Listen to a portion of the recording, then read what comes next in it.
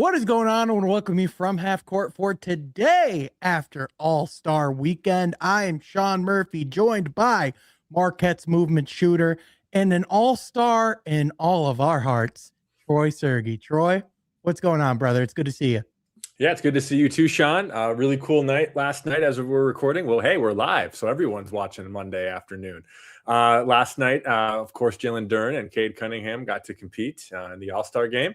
Had a good little performance from both of them. I look forward to talking about that too. But man, seeing two Detroit Pistons along with Coach representing, the Eastern Conference in that way, pretty cool. I know just with the format, it's not quite East versus West, of course, like traditionally past. But hey, I think being the top of the Eastern Conference all season long, having a great coach, having two dynamic players like Cade and JD, it's just great for them to represent, the Detroit Pistons and the whole NBA.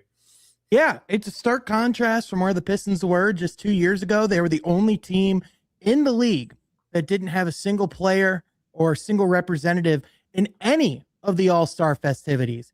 Now, they were all over that thing. I mean, you had Cade as a starter, you had Duren as a reserve, a key reserve, who came in and did some damage himself. And then you had the entire coaching staff there, coaching the Stars team. And then Fred Vinson and Luke Walton were also coaching during the Rising Stars Challenge on Friday night. And, there's been a lot of praise that's gone towards Victor Wembanyama. And by the way, rightfully so, for setting the tone and bringing the competitive energy, during that All-Star game. But Troy, the Pistons were bringing it the entire weekend. I mean, Luke Walton was running plays during the Rising Stars Challenge.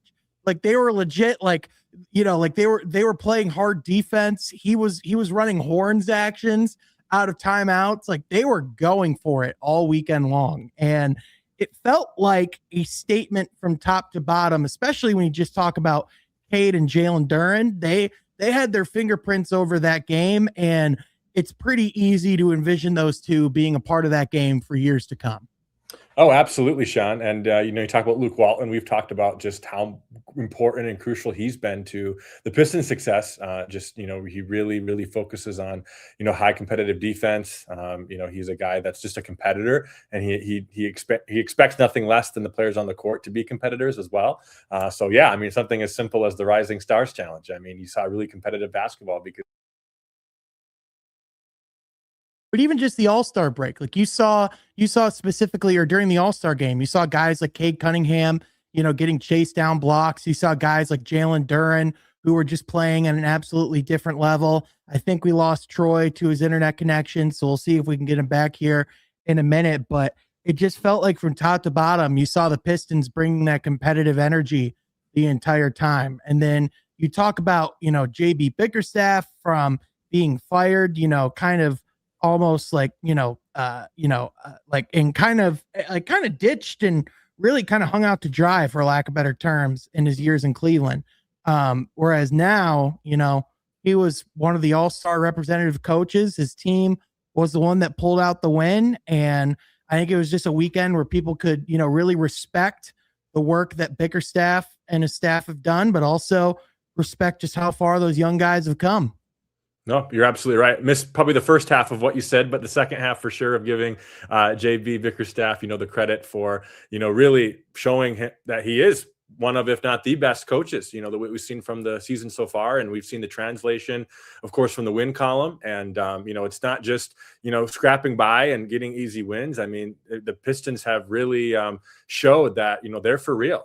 They are truly intensifying defensive talent on the roster from top to bottom. And, they play great offense as well. And I just feel like JB is really showing that, this isn't by accident, right? That this has all come through hard work, through patience, and playing basketball the right way. Well, and the thing that stuck out to me, Cade and Duren, they were playing defense out here in the All-Star game. Cade had got what, 3 steals? Yeah, I was trying to count. I thought Cade had really, the steals were there, but to me, it was I counted 3 or 4 chase down blocks. Mm-hmm. Like this guy was sending it back saying, give me that during the All-Star game, which is not something you normally see. And Sean, can we talk about the new format for the All-Star game? Because I Yeah. think that really, really was fun to watch, of just a breath of fresh air. Yeah, I thought the format was really fun. Obviously they split it up into 3 teams. There was the Stars and Stripes for the United States, essentially the young guys versus the old guys. And then there was the world team. And, I think you could definitely tell that there was some motivation for both USA teams to beat the world. The world clearly wanted to show themselves up too. But, I think it's pretty tough when you have guys like Jokic and Luka who just so transparently don't care about the All-Star game, and they're like 2 of your starters and key cogs in that wheel, so to speak. Whereas, like with the United States teams, they both kind of came to play just about everyone on their teams. Whereas, Wemby definitely was the one who set the tone and kind of was the one who was the first one to bring the competitive edge. But it was guys like Cade and Duren who just kept it going the entire time. You could tell JB and the coaching staff was clearly into this game. I loved seeing it was really cool just watching the older guys, like the elder statesmen, just go out there and do their thing. But then at the same time, you could just tell that, the fatigue of playing 3 games in a row, but also just being the older guys going up against younger, fresher legs. You could just tell the young guys were motivated by the end of that to come out and win. And it's cool because even guys like Anthony Edwards, who in years past been just kind of, even like over the weekend before the game, he's like, it is what it is, like I'm not really trying to come out here and play super hard. Once the competitive energy was brought, he was like, all right, bet. He had like 32 points combined throughout all the games. Right, and got the MVP, of course, the big hardware. And even a guy like Chet too was fun to watch out there. And I think Norman Powell played some competitive basketball as well. Tyrese Maxey was clearly trying to go for MVP too. Bingo. And of course, yeah, Kawhi. right. There's a lot we can. But Kawhi, Kawhi and LeBron for sure. Yeah, but no. Kawhi. I'm throwing in any players. Kawhi. One player we're talking about. He had in the Stripes versus World game, he had 31 points. Yeah. 31. That's almost, how many did they score as a team? 48. Yeah, there you go. No other player was in double digits. He shot 11 of 13. He was 6 of 7 from 3. It was pretty remarkable. Again, just an all-star game.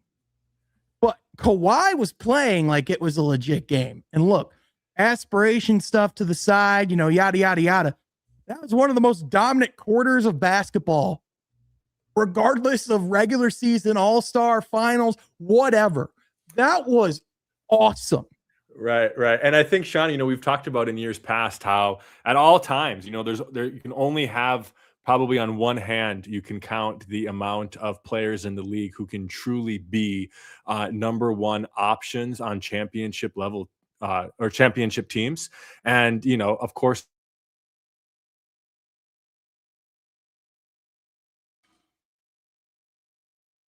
and Troy's internet is still kind of struggling with us here, but like he was saying there's really only a handful of guys in the league that could be number 1 guys on a championship team, can be the alpha dog on a contender. We've seen Kawhi be that in years past, and he's starting to look like more and more like he can be that now.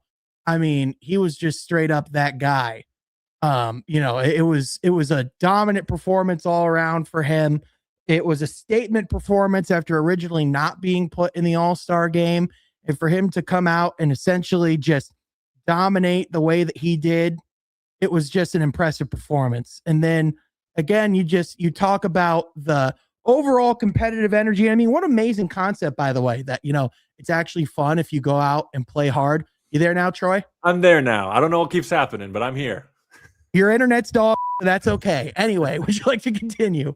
Yeah. No, I was going to say with the Kawhi standpoint of, very few players can be truly championship level number 1 options on championship teams. And, Kawhi Leonard has proven that, and not many people can have that in their arsenal. Now, of course, he's getting older, but I mean, that dog in him is still there was my main point. I mean, the crazy thing to think about, Troy, I heard someone say this earlier. It almost broke my brain. It's been almost 10 years already since Kawhi was the best player on the championship team. Mm. The 2019 playoffs was 7 years ago now. Yeah, it's unreal. Almost a decade. Yeah. And the fact that he's playing at this level, perhaps the best level that we've ever seen him play, and then the Clippers are like, Darius Garland with an injured toe, come on down. But Ivica Zubac, one of our best players, our best defensive anchor, you could go. Yeah. Bring in Benedict Mathurin. Why not? It's like, it's one of those things that doesn't really make a whole lot of sense. But I think, like the bigger thing again is for the Pistons, the fact that you had this much of a presence at all in the All-Star break was a massive victory.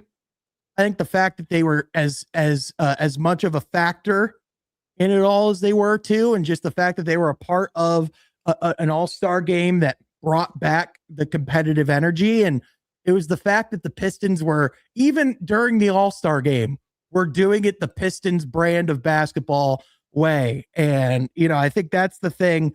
It's like, again, I think there's been a lot of overinflatance of how good the all-star games were in years past. I think we just want to see, at least for most of the night, we're not asking for playoff level intensity. Just act like you care. Mm-hmm, mm-hmm. And you know what? That last night. Those guys really cared last night, and it showed through. Yeah. No, it was great to watch, and I hope. I mean, has there been any talk? I know Phoenix next year, but is this going to be the same format next year? I mean, there's still. I imagine they're going to be going back and doing a lot of review. I would imagine that the format of the at least the way it was structured could stay the same. But I wonder thematically if they could do something different than USA versus World. Like, I don't think it's crazy to do some form of East versus West component with this, Yeah. You could even split it up generationally. And I think you could, it's like the old guys versus the young guys. I think you would get some competitive fire out of that. I think just keep playing with the format, just keep trying out new things like that, because I think they need to keep it fresh in order to keep the guys excited about it. But I think we clearly saw that this format, it was not a failure at all. I wouldn't be surprised if they stick with USA versus World for at least one more year. I mean, it just makes a lot, it was just one of those things where it just, everyone, myself included, was very down on it from the beginning. And you just got to tip the cap, because it was impressive how well it worked. And you can just see how the league has evolved over time too, of just like that we can have a format like this because of the world talent that's out there. Yep, no question. Now, everything else of All-Star Weekend, the dunk contest, I didn't even bother watching. And based off the clips that I saw, that was for the best. Jace Richardson almost got a concussion during the thing. It's like, all right, it's just, look, we've reached a point. We had a lot of good years at the dunk contest, but we haven't had a good one unless Mac McClung participated in years. And even then, did you see Mac McClung? He posted the dunks he would have done in this year's contest online. All of them cleared anything we saw during this year's dunk contest. Yeah, he would have won his fourth in a row. Right. I did watch 3-point though. It was good to see Dame, get some buckets. The 3-point contest was electric. Yeah. I saw someone compare the dunk contest to the NBA's like that's like the NBA's version of the home run derby.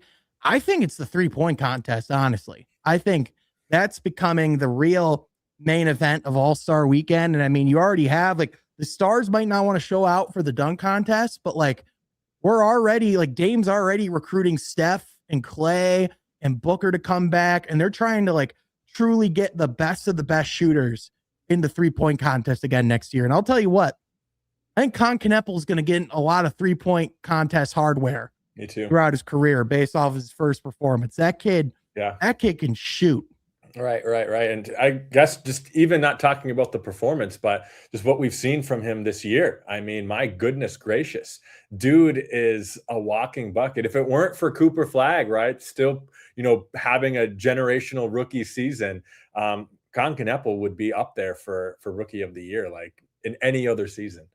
Yeah, I mean, I think there's still a debate for him to be rookie of the year this year, even with how awesome. I mean, it's going to be Cooper. I mean, let's be real. It's going to be Cooper Flagg. But I mean, you never know with how the season goes down, because for one, I'm not sure if you saw Cooper Flagg at Duke over the weekend in a walking boot. So That's something to monitor. But on top of that, if the Hornets continue to rise in the standings and Knickel continues to be a huge part of their winning, I mean, he's already second in that race. Mm-hmm. It's not a crazy possibility to see it be neck and neck, you know? Yeah. No, that's what I would hope for. I mean, just two guys that can go out there, get buckets. Obviously, both franchises before the draft were craving desperately a franchise player. Mavericks in a little bit uniquer situation with, obviously the Luka trade earlier that season. But I mean, both franchises couldn't be more happy with having these two young guys moving forward. Yeah. You know what I think of the Pistons fan? I think the Pistons organization feels really good about, by the way? What, Sean? That neither of their players had leaked burner accounts during the All-Star or before the All-Star game. All right, floor is yours. Just talk about it. I think they feel really good about that. Okay. So, Troy, I think it's only fair and I think it's only responsible to start at the top before we talk about any of this and say this is still all alleged, right? This has still not been definitively confirmed to be Kevin Durant's burner accounts. It's possible that some of these messages have been doctored and aren't real. But having said that, there's some smoke here. And there was also a lot of footage of Kevin Durant pregame, heck, even during warmups, on his phone, almost looking a bit panicked. And essentially, what leaked, what is being called the KD files on NBA Twitter, were a lot of messages that were pretty damning if they do indeed come from Kevin Durant. Now, look, the reason why we can't entirely rule this out is because Kevin Durant not only has been caught with burner accounts in the past, he is confirmed as recently as 2 years ago that he still uses burner accounts. There were also images found that were linked to some of the banner and profile images on his burner, and they line up even with like the day they were posted on the main account. Essentially, there's a lot of conjecture to say there's some real smoke here, okay? And if it is true, what was found was not only Kevin Durant speaking not so kindly about teammates of the past, but also of teammates of the present. Specifically, making fun of Alperen Şengün's weight and his ability to defend and what he could do as an offensive player. He called Jabari Smith Jr. a disparaging term that would refer to someone as being mentally challenged. There are a litany of, it's like, name a player he played with, he said something about them. More than likely, you know, there's like only a couple Rockets that were mentioned in this. If you're like Amen Thompson, you're like, whoo, thank goodness I'm good. But like, if this is true, I can't remember in my lifetime a player being leaked in 4K disparaging current and former teammates to this scale. And also it's like, again, it goes back to what we've said about Kevin Durant this entire time. On the court, as a scorer, as a talent, as elite as we've ever seen. If we're talking about Kevin Durant in the locker room, if this is true, this is as damning as it gets when it comes to being a good teammate. And especially, Troy, you think about the pressure that comes. It's like, it's one thing if like a veteran, like a Tobias Harris says, hey man, you got to step up. You got to do this. You're not playing well, all this stuff. It's like, damn, that sucks. But it's like, you know, it's Tobias Harris, you know, like a lot of guys, like they know Tobias Harris, but it's not, they didn't have posters of him on their wall growing up. Whereas guys like Jabari Smith Jr. revered Kevin Durant growing up. Mm-hmm. These are like, he is an idol to so many players. And any kind of stuff like this coming from someone like that pierces 1,000 times more than if it came from any other teammate. So I think this has a legitimate chance to break the season of Houston if this is indeed true. And again, it could be false, but for someone who was innocent, he was sure scrolling on his phone a lot during that instance. For sure, for sure. And this is just the reality of the modern day age, right? And the social media age that we live in of, having thoughts in your head is one thing, but putting them in the internet forever, even if it is on a burner account, even if there is quote unquote no trace back to your name, dude, it's going to bite you in the butt. I mean, so many times looking at other careers, not just basketball, but in the professional corporate America world, those types of posts, man, if it's political, if it's racist, if it's whatever, they can truly destroy careers, which is a shame, but it's also, you got to protect yourself on the internet by not voicing everything that comes to your mind.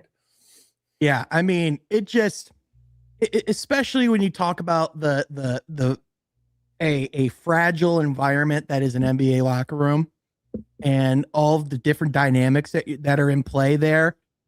This is like, if you're talking about like the last thing this team needed coming out of the All-Star break, it was this. So I imagine we're going to be getting a lot of reporting over the course of the next few days. I imagine we're going to have a lot of people digging into the credibility of those burner profiles. But if it's true, I don't know how you come back from that as a teammate. I just don't. Like, you got, unless he just comes out and is like super apologetic, and apparently like, unless there's like this amazing dynamic that we don't know about, unless those guys were in the group chat reading this stuff and going, he's just joking. I don't see that being a thing though. Right. Now, Troy, kind of setting back to reality, previewing kind of what's to come for the Pistons and setting the scene now that the fun of the All-Star break is going to be over here soon. They have a heck of a gauntlet to end the month of February. Specifically, they play 4 teams of their next 5 games that we're going to consider to be real threats to them in the postseason. Specifically, they come back on Thursday and they play in New York against the Knicks on Prime Video. Then on Saturday, it's the Jaden Ivey Bowl in Chicago against the Chicago Bulls. So, I mean, now that's kind of their one quote unquote respite game, I suppose. But then at home against San Antonio, I'll be there for that one. At home against Oklahoma City. At home against Cleveland. Let me remind you, they'll be without Jalen Duren for the first game, and they'll be without Isaiah Stewart for all of them. He won't come back until the beginning of March. So this team has built themselves quite a cushion in the standings. They've played really well all throughout the year. But hey, welcome back from All-Star break. You're about to play 3 of the top contenders in the Eastern Conference, or 2 of the top contenders in the East, and the 2 best teams in the West. Oh, and you're without Isaiah Stewart. Yeah, it's going to be tough to respond, but this is a test of adversity that I think this team welcomes. Again, I think that they're going to have to play through this well, as again, they have no choice. But I do think no matter what we see in the win-loss column, this type of schedule, again, missing such a force like Isaiah Stewart through literally all of the games, I think it's going to be a great test to see where this team is at, but also it's going to be just a great opportunity to persevere and see what you're at, even without a key player, against some of these top teams in the Western Conference, and again with the Eastern Conference with New York and Cleveland as well. Yeah, I mean, you're certainly going to need more of the same from what you've gotten from Paul Reed, which is certainly a lot to ask for a third string big, but clearly he's shown that he's up to the task when he has the opportunity in front of him. But I mean, especially that game against the Knicks in New York. Sure, the last 2 games, the Pistons have won by a combined 61 points. Right. You think the Knicks don't remember that? You think they're not going to be pissed off and wanting to prove a point going back to the Garden after the break? Right. I think they probably had this one circled after the last 31-point bludgeoning at LCA. So this is definitely one on their radar. You're right. You're right. Sorry, I got a train going by. So nope, you're totally fine. You're totally fine. As far as like, like the rest of these games are concerned, I mean, obviously we just talked about the greatness of Wemby and, like going up against like the Thunder. You want to talk about, like you just said of like, this is going to be a great like litmus test of like where this team's at. I mean, we're about to see, like how truly competitive this team is, especially, like with like the back nature of it. I mean, literally the gauntlet of San Antonio, OKC, and Cleveland in 1 week. Like I think if the Pistons exit that week 2-1, I think you feel great.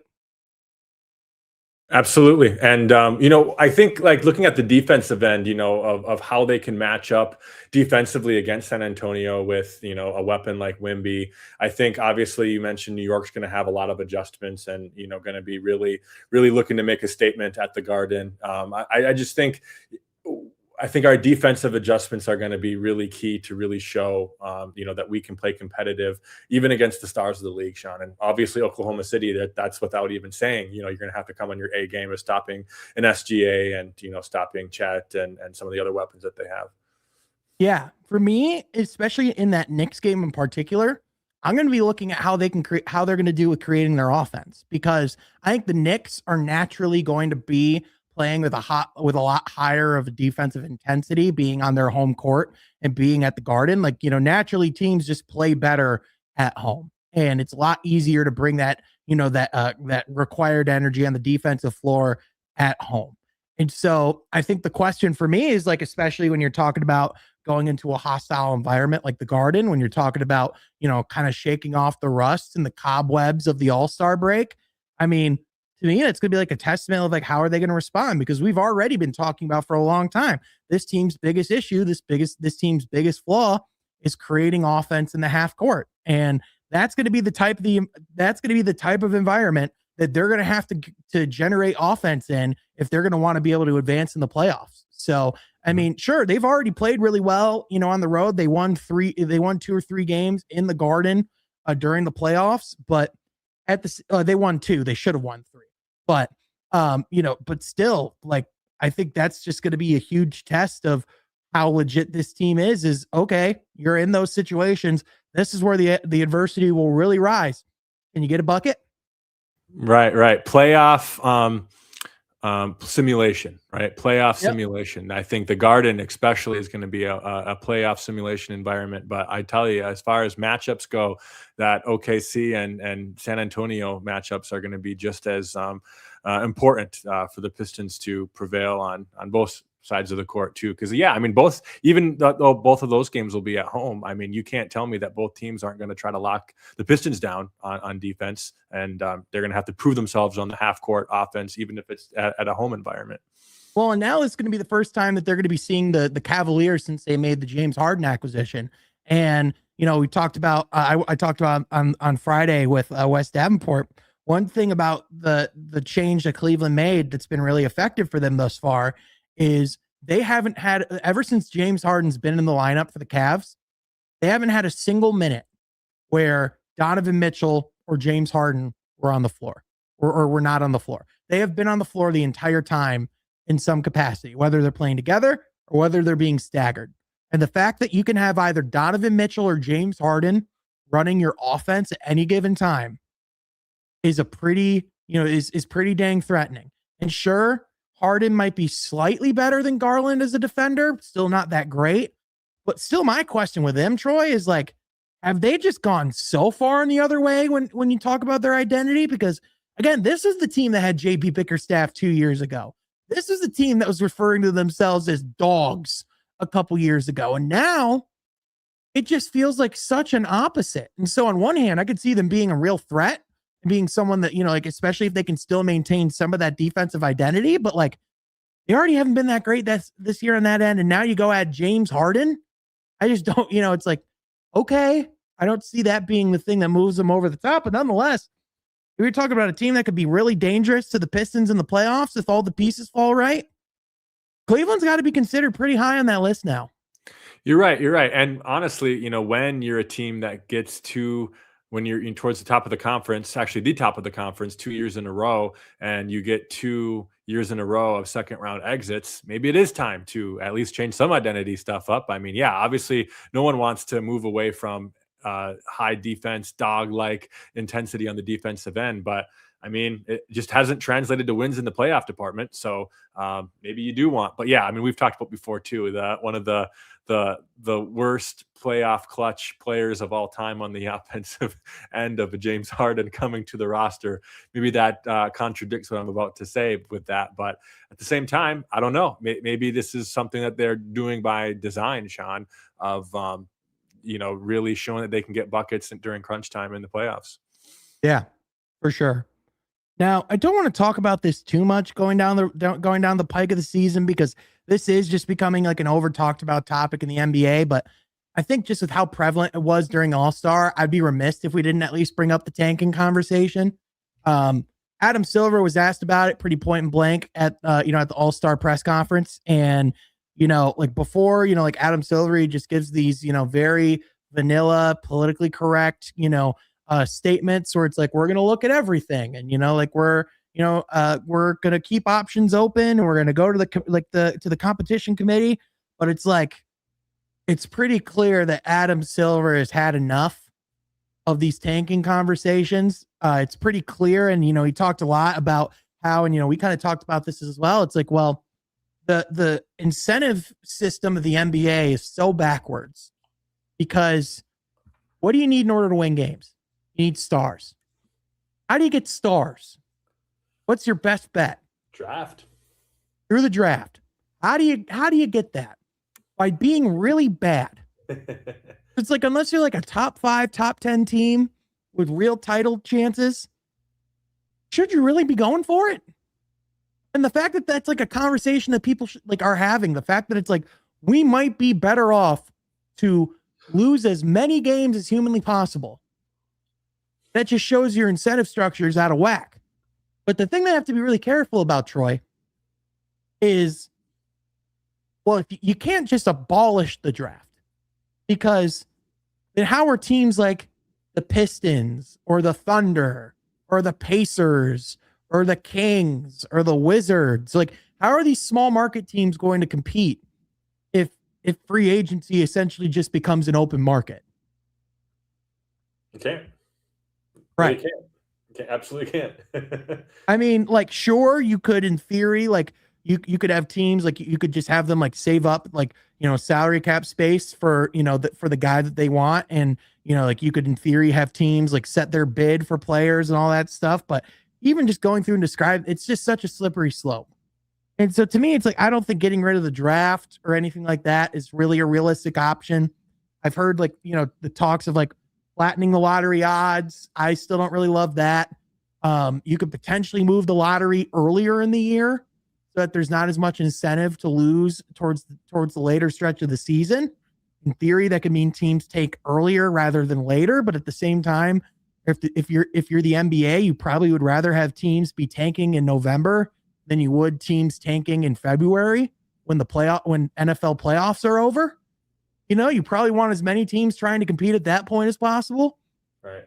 So it's it's a really difficult conversation, because, again, it's like, I still don't think there's a perfect solution. And I think in sports, like, you're always just going to have a cycle where it's like, you're never going to have all 30 teams trying to win a championship in the same season. Like, sports are cyclical, right? Teams rise and they fall, and that's just how it works.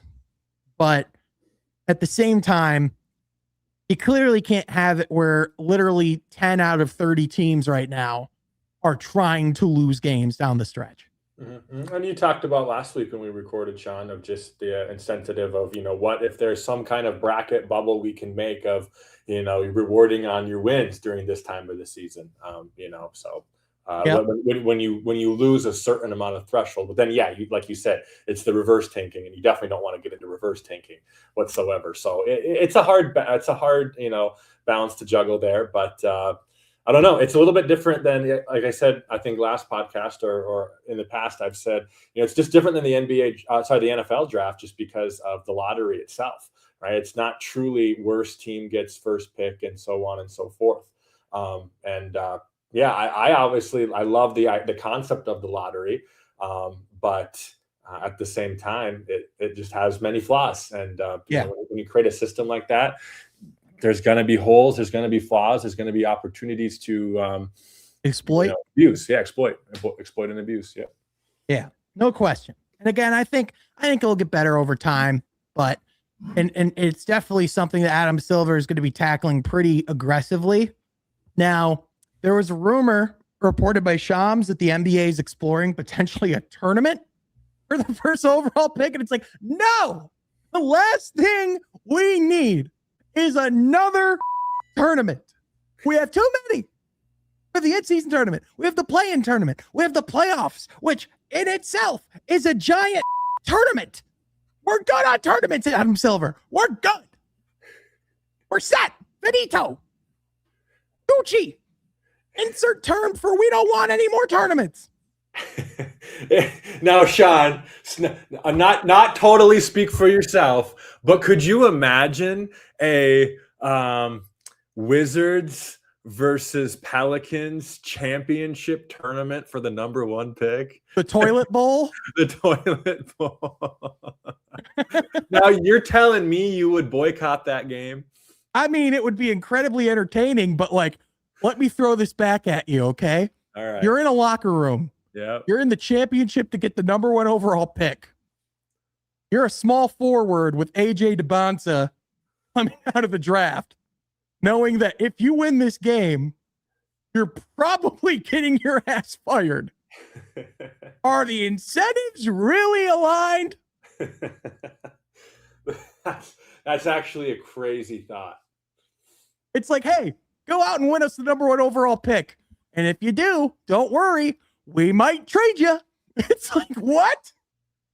Who would sign up for that?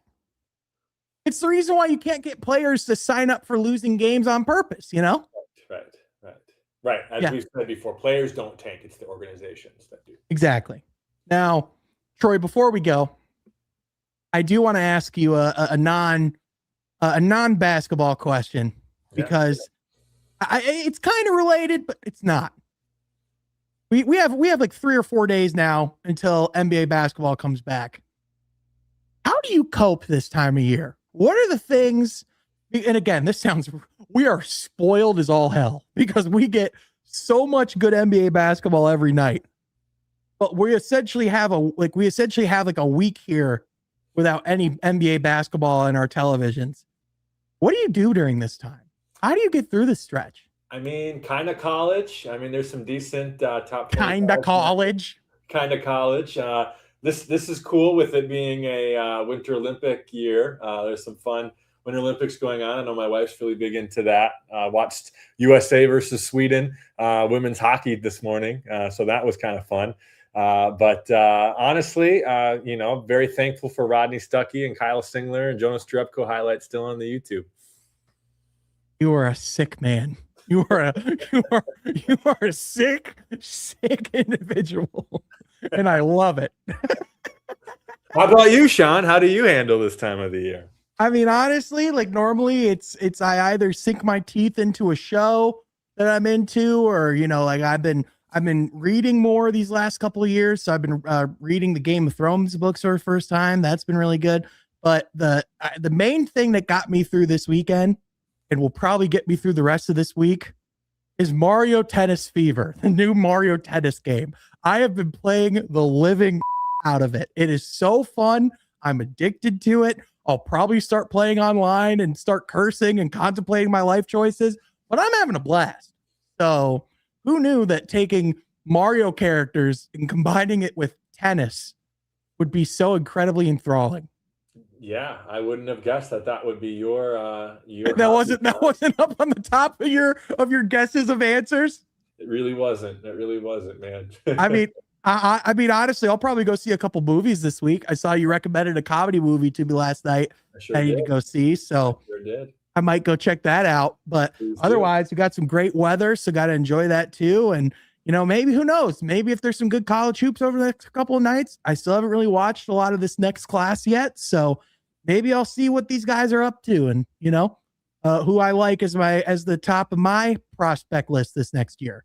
That'll be good. We'll have to get our boy from Arizona on the podcast too for some draft. Yeah, our guy Steve.